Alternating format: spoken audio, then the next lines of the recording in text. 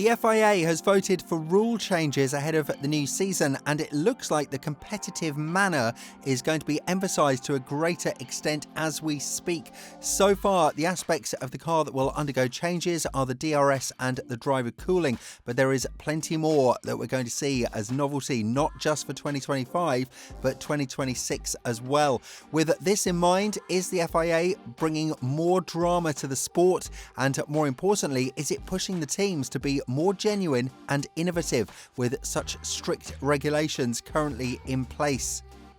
It's safe to say that the 2025 season is poised to be one of the greatest seasons that the world has witnessed, considering the fact that we will have 3 or 4 teams fighting for race wins. But the FIA has made sure to apply some changes to the cars just to spice things up a bit. For starters, the application of the DRS as well as the driver cooling are going to see some changes, and this will also give the directors of the race a bit more power to decide whether or not the conditions on the track are a bit too hot in order to declare a heat hazard. According to the new rules that have been voted on at the FIA's World Motorsport Council, once the temperatures exceed 30.5 degrees Celsius, a heat hazard will be declared. As I mentioned earlier in the video, the race director will also have a say in this, and he could call it before the race, in which the drivers will be equipped with mandatory cooling systems in order to keep their bodies in top-notch shape. What is also very important to note here is that these devices will weigh around 5 kilos, which means that the minimum weight of the cars will be increased in such events, and the teams won't have to compromise what is being perceived as the sacred rule of the sport. Whether or not the drivers would feel the benefits from this rule, time will tell, but it's obvious that circuits that would exceed this temperature, and there are quite a lot of those on the calendar, will show how the FIA has taken care of this problem and whether or not the solution is efficient. The more important change in terms of competitive racing on the track is the DRS application, because the rear wing has now seen slot gaps between the two modes being changed, and the minimum gap has been reduced, presumably to cover any attempts to replicate what the MCL38 showcased in Baku. Obviously, the rear wing trick from the Woking-based squad's car that bended a bit more when loaded with high-speed volumes has raised some doubts as to whether or not everything was legal with their car. And while the FIA was powerless to intervene for the remainder of the season, this change goes to show that maybe McLaren found a loophole that no other team did, which is why the FIA is trying to cover it as we speak. The results of that investigation that has been going on for quite some time now could be seen by the actions from the governing body, and now the slot that opened marginally on the straight to reduce the drag has shrunk from 10 to 15 millimetres to 9.4 to 13 millimetres. On top of that, when the DRS is open, the upper boundary won't see a change in its construction and it will remain at 85 millimetres. Given the fact that the DRS is a very important overtaking tool in some scenarios, we've seen cars having around 30 kilometers per hour speed advantage when having the system activated. This should be quite an interesting story that would benefit the drivers to a great extent. From 2025 onwards, there must be 2 positions of the DRS modes, which is also something that has been discussed on the council, and at the ending of the application of the DRS must return the wing exactly as defined to its initial mode.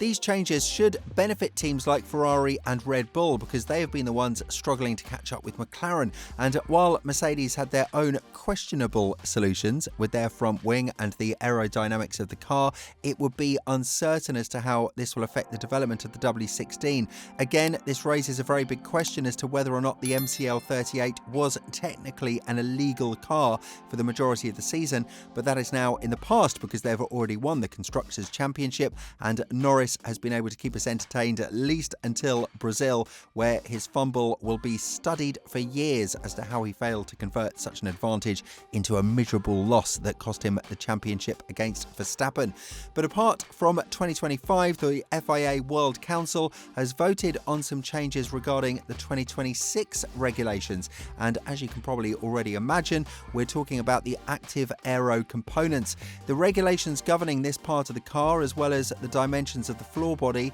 have been fully clarified, and with the active aero itself being a very controversial system that scares the team bosses and drivers in terms of its adaptability to the modern day cars, these changes should be understood as serious ones. The FIA, however, might have helped the teams a lot, because the changes that have been implemented from 2026 onwards are going to be ones that the teams are used to on the Challengers from the current regulated era. The active aero rules now fully clarify that the front wing may have 2 affected flaps from the active aero, and they are required to enter into 2 different modes when the car is in 2 different motions. The first one is when the car is cornering, while the other one is when the car is speeding at the straights. It doesn't take a genius to understand that when the car is cornering, it needs a lot more downforce than when it's speeding on the straight. But the situation of the car needing different aero modes was already discussed before the meeting in Rwanda, and that is why the FIA has implemented physical stops to prevent the wing elements from rotating more than what is required. This is just part of the change regarding the active aero. The renders that were released from the governing body now state that the small winglets can be applied to the outside of the front wing end plates, and that's it when it comes to the front wing of the car. But make no mistake, the rear wing is going to suffer some changes as well, because while it has been previously mandated that the rear wing would have to have 3 elements from 2026 onwards, the wording has been changed to up to 3. What this means is that the rear wing can consist of 2 elements if the teams are adamant and certain that it would bring them performance, which is the case right now. But given the fact that there are tons of other changes on the overall design of the car, keeping 2 elements on the rear wing will be questionable in terms of whether or not it will be beneficial for the overall aero performance of the car. The most important thing is that the active aerodynamics are now changed in terms of fitting both 2 and 3 element wings, where all of the elements apart from the bottom main plane can be rotated. And on top of that, the FIA has focused on some other parts of the car, such as the floor, with the scope being opened, as well as the sidewall being detailed, along with a winglet and fence bodywork. This has been done in order to increase the amount of downforce that these cars can generate, which was a huge question mark when the new rules were introduced a couple of years ago regarding the 2026 change. So far, the FIA has been tirelessly working on improving the process of racing, and while some of the principles are unique, the team bosses are finally understanding the greater picture here, and maybe we won't see the Frankenstein cars that Horner feared so much. Some other changes, like the bodywork around the wheels, which saw the deflectors and the debris guard being added with a revised version of the wheel drum as well,